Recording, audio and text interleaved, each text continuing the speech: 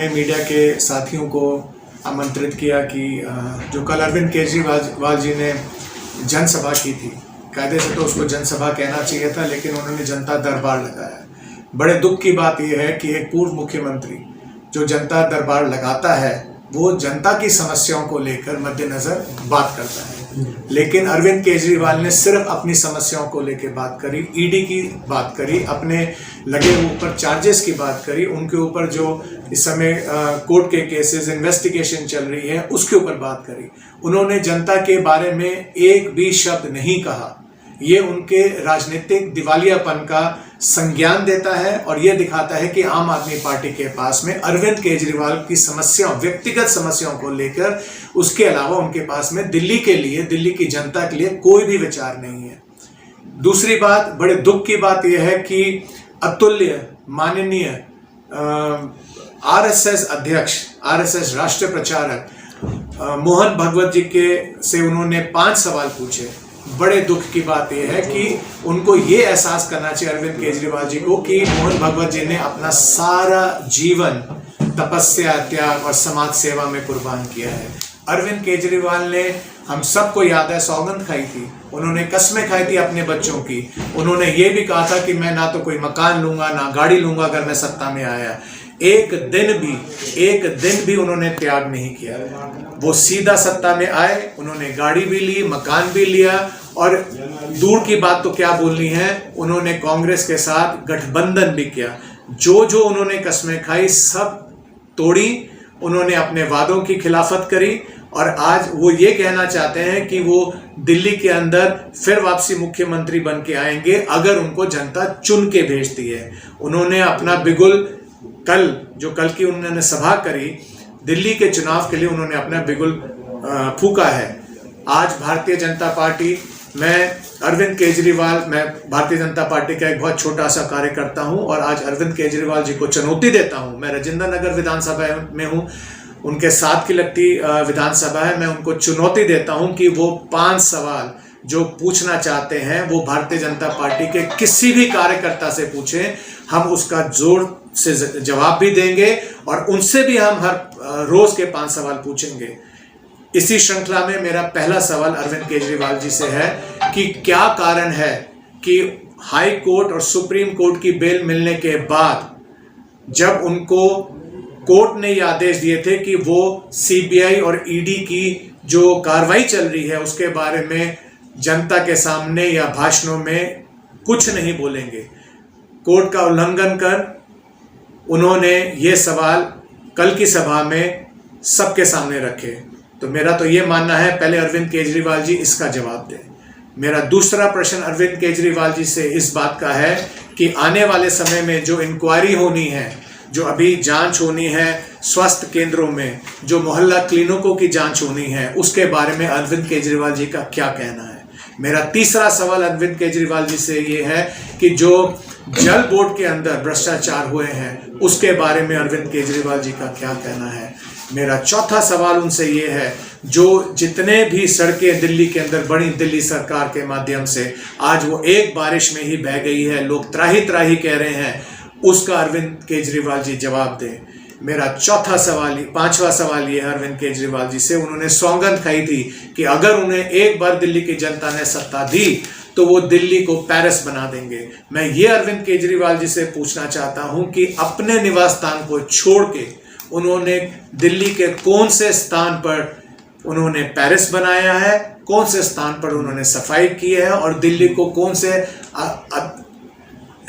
Smart city की उन्होंने रूपरेखा दी है। मेरे ये 5 सवाल हैं। मैं अरविंद केजरीवाल से अनुरोध करता हूं, आग्रह करता हूं कि वो इन 5 सवालों का जवाब दें। इंद्र जी, KCN न्यूज़ में आपका स्वागत है सर। मैं आपसे पहला क्वेश्चन यही करता हूँ, लगा था 2 साल से ईडी जांच करे परंतु निकल के कुछ भी नहीं आया सर। भाजपा ये कह रही है कि हमें रोकने की साजिश की जा रही है आम आदमी पार्टी द्वारा। देखिए, ये बात कहना गलत है कि कुछ भी निकल के सामने नहीं आया है। मनी लॉन्ड्रिंग का केस है और प्राइम अक्यूज उसके अंदर जो क्रिमिनल कॉन्स्पिरेसी है उसके जो हेड है वो अरविंद केजरीवाल जी हैं। इसके पुख्ता सबूत भी हैं।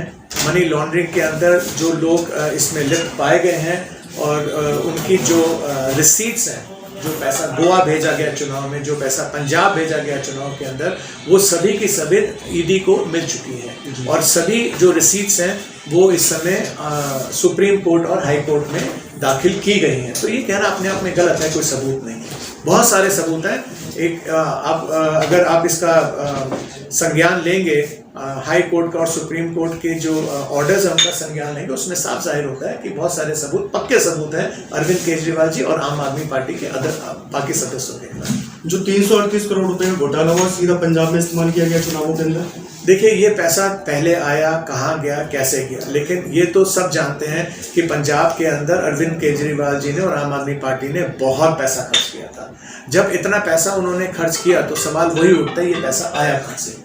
और अगर इसका जो सुराग है वो अगर लिकर स्कैम में मिला है तो ये भी साबित अपने आप में हो जाता है कि ये पैसा लिकर स्कैम का है और वास्तविकता के अंदर इसके अंदर पैसा उन्होंने लिया था। इसके अलावा सर जो 500 मोहल्ला क्लिनिक दिल्ली के अंदर जो खोले गए थे, उसमें जो दवाइयों का जो घोटाला वो भी निकल के सामने आएगा। बिल्कुल आएगा, उसकी भी जांच होगी समय रहने से, क्योंकि अभी इस समय जो जांच एजेंसियां हैं वो सबूत इकट्ठा कर रही हैं। किसी भी व्यक्ति पे जब तक सबूत पुख्ता ना हो किसी के ऊपर भी आरोप लगाना गलत होता है। तो इसलिए अभी वो सबूत जो है अपने आप में एकत्रित हो रहे हैं। जब समय आएगा, इतने सबूत मिल जाएंगे तो उस पर भी कार्रवाई होगी। मेरा अपना मानना ये है कि वो भी बहुत संगीन विषय है। बहुत दुख की बात है कि गरीबों को बांटी गई दवाइयों के अंदर इतना बड़ा घोटाला, बहुत दुख की बात है और अरविंद केजरीवाल जी कर रहे हैं। मैं आपका ध्यान उस तरफ लेके जाना चाहता हूं, जब अन्ना हजारे जी ने चंद महीने पहले एक रिक्वेस्ट की थी अरविंद केजरीवाल जी से, वो उन्होंने ये कहा था कि भाई आपको अपनी जीवनी सिंपल रखनी चाहिए और ये देखना चाहिए कि समाज के प्रति आप क्या कार्य कर रहे हैं। उन्होंने ये भी कहा था 2024 के चुनाव से पहले कि आप किसी को भी अगर वोट देते हैं तो ध्यान से वोट दें कि उस आदमी की छवि साफ हो। उनका व्यंग जो था वो अरविंद केजरीवाल के ऊपर था। बिल्कुल। समीक्षा जो सदस्य अभियान चल रहा है तालकटोरा स्टेडियम में, कल भी था सर वहाँ पे, उसमें आप भी आए हुए थे? हाँ, मैं था। कुछ हमारे दर्शकों को बताएं क्या संदेश रहा था सर? देखिए, अभी दिल्ली के अंदर जो सदस्यता अभियान है वो 2 सितंबर से माननीय प्रधानमंत्री जी ने अपना सदस्यता लेके स्टार्ट करी थी और आज 2 हफ्ते हो गए हैं। दिल्ली के अंदर करीबन जो है 10 लाख के करीब भारतीय जनता पार्टी के सदस्य बन चुके हैं और ये मुहिम अभी और 2 हफ्ते तक चलेगी, तेजी से चलेगी। जो उद्देश्य है दिल्ली भारतीय जनता पार्टी का वो ये है, कम से कम हम 50 लाख सदस्य बनाएं। मुझे पूरी उम्मीद है हम उससे भी ज़्यादा बनाएंगे।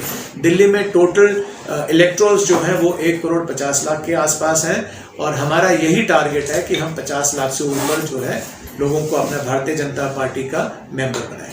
स्वयं आपके माध्यम से कितने मेंबर सदस्यता बने हैं सर?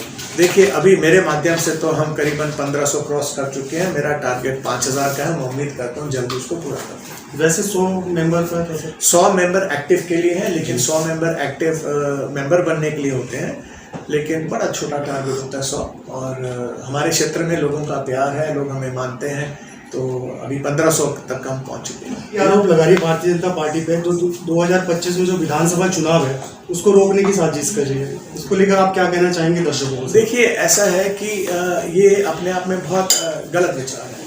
किसी राजनीतिक दल का ये कहना कि दूसरी राजनीतिक पार्टी जो है उन पे आरोप लगा के रोकना चाह रही है। आरोप प्रति आरोप, पक्ष और विपक्ष के दो पहलू।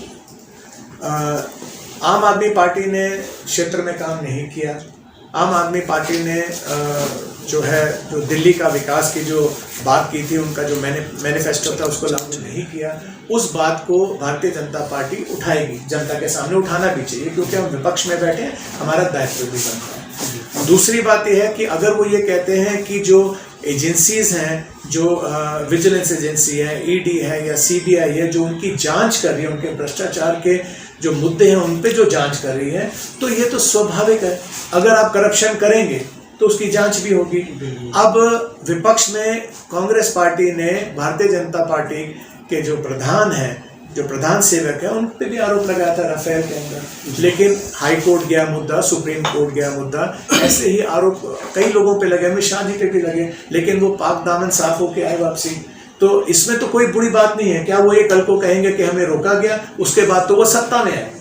अमित शाह जी और हमारे माननीय प्रधानमंत्री नरेंद्र मोदी जी तो सत्ता में है उसके बाद में। तो ये अपने आप कहने में बहुत बुखलाई बातें हैं। दर्शकों को अंत में कुछ संदेश या मैसेज देंगे सर? मैं यही कहना चाहूंगा कि राजनीति के अंदर गुमराह करने की जो आम आदमी पार्टी की सोच है उससे बच के रहें। हम दिल्ली के विकास की और दिल्ली की समस्याओं की बात आम आदमी पार्टी के सामने उठाते हैं। इसके अलावा हमारा मुद्दा उनको किसी गलत भ्रष्टाचार के आरोपों में फंसाना या बात करना नहीं है। सिर्फ दिल्ली के विकास के लिए हम प्रतिबद्ध हैं और वही कार्य हम कर रहे हैं। बहुत बहुत धन्यवाद गंभीर जी, आपने समय निकाल के हमसे बात की सर। शुक्रिया, धन्यवाद आपका सर। Thank you.